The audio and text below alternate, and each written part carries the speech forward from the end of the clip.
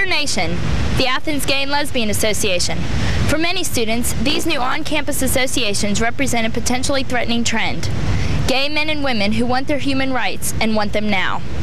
Homosexuals have been the prime target of comedians for the last decade, as they find audiences less and less tolerant of jokes about other minorities, such as blacks, Jews, and feminists. But like, what about like if they were like gay Indians and shit? Limpid wrist. Because they were always in the back of the pack, you know? In the front of the pack, rather, anyway. Well, sure. Of course, they couldn't do it. I just can't scalp him. It's too curly. What would I do with it, you know? That'd be like... Homosexuals are also a favorite subject of jokes told between friends. Besides, Oh, you know how you can tell a gay bar? How's that? All the bar stools turn upside down. Oh, God. Recently, the Athens Gay and Lesbian Association held a public forum to discuss misconceptions about a minority that has been largely silent on campus until now. Co-directors Lawson, Sullivan, and Terence, Heath speak out on the problem. I mean, people don't have to think that homosexuality is a wonderful, fabulous thing, even though it is. People don't have to like it. You do have to accept it and deal with it. It is not a violation of my civil rights as a gay male to fire me from a job, evict me from an apartment. It is not technically a violation of my civil rights to kill me because I'm a gay male. So I think it's kind of silly almost that someone would ask, why do you have a strong desire to be accepted and treated equally? It just comes with the territory of being a human being. Terence Heath is a senior University of Georgia English major. Even though he is a self-proclaimed political activist, his room resembles that of nearly any college student. His walls are plastered with posters of his favorite music and movie stars, and he has a comprehensive music collection. His primary goal is something most heterosexuals take for granted. I just like for people to see me as a person, you know? I mean, respect me for who I am. Lawson Sullivan offers a reason for some of the hostility that homosexuals receive. Anytime you get movements that are looking for difference and very unaccepting of difference, you're often going to find a real hatred of people who are different, whether it's gay people, whether it's gypsies, whether it's Jews. You know, if you can pick on somebody, you will. You know, when you're at the supermarket and the door says exit, you don't go against the grain. I mean, you know, things are meant to go out of things and things are meant to go into things, and I think you can pretty much figure out what I'm talking about there. This UGA student gives his thoughts. I think if you look at any other creature that God has put on this earth, I don't think you'll find homosexual dogs, homosexual cats. Well, I did know one homosexual dog, but it's unnatural. It's not something that's meant to be in our society, and if we keep giving them what they want when they beg for rights and they want this and they want that, that's just positive reinforcement, and I'm not going to have anything to do with that. One of the biggest myths that you hear is it's not natural, you know. And it's so, people are so smug when they say that. I mean, this is the most natural thing in the world for me. And I think it's very arrogant for someone to say, well, that's just unnatural. You know, animals, there are gay animals, or at least animals with homosexual behavior. I doubt seriously that they have gay identities. Right. You know, dogs, cats, birds, there are birds that mate homosexually for life. It's not just people. We have enough problems with minorities before we need one that's not even legitimate coming along.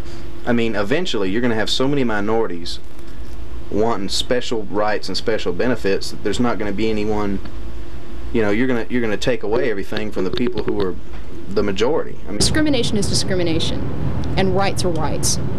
And whether you're, you know, gay, disabled, African American, Asian American, you know, women, there are a lot of groups that have a lot of similar problems in addition to some different problems. And by the time we all get together, we're not minorities anymore.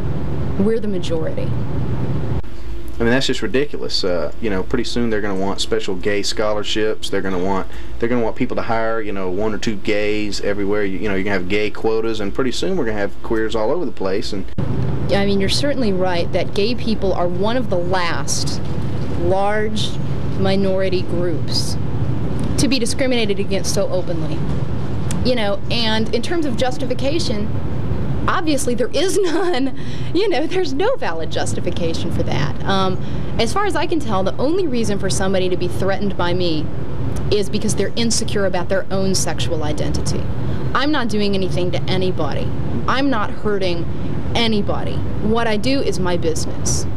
Dr. Charles Stewart, Dean of Social Work at UGA, has studied homosexuality for many years. He has found that the more a person is unsure of his own sexuality, the more vocal he is in opposition to gay men and women. Students Christy Blake and Brent Wood speak their minds. I just don't think it's right. I just kind of this theory about homosexuality, and I've heard this before, but about where they have someone who is, quote, homosexual or whatever, has like both male and female reproductive organs, and so I feel that it is biological or whatever, but it can also be, I don't want to say cured or whatever, but I believe that the reason they are possibly gay is because they have both male and female hormones going around, and like the men who seem real effeminate, they have a bunch of female hormones going around in their body, and that's why they do. You tell them when you see them?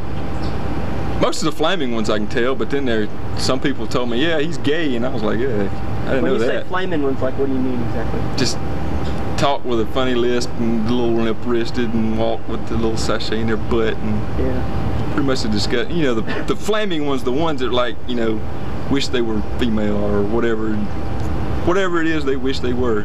I mean, plus, I believe God made Adam and Eve, not Adam and Steve. Terence explains the risk of going public with a gay identity. And, you know, there are a lot of things that happen. People get attacked and assaulted all the time and harassed. And anyone who's going to be open, who's going to be visible, is letting themselves in for some of that. And it's a shame, and it shouldn't happen. So maybe it takes a person with a lot of guts and a lot of courage and probably a little crazy. However, Lawson explains the importance of coming out of the closet. Too. But the fundamental way that we can change things is to come out of the closet. Because if every single gay person, bisexual person who's somehow not fitting the very false mainstream stereotype, stands up and says, look, I'm not like Beaver Cleaver, okay? I'm not like Donna Reed. And I'm fine, and there's nothing wrong with me, then the people who love them and know them will see that a little bit better. I think we can have a profound impact on an individual level. Local gay men and women say they aren't asking to be liked, or even accepted, or understood. They are only demanding the basic civil rights most people take for granted. I'm Lisa Cochran, reporting from the University of Georgia.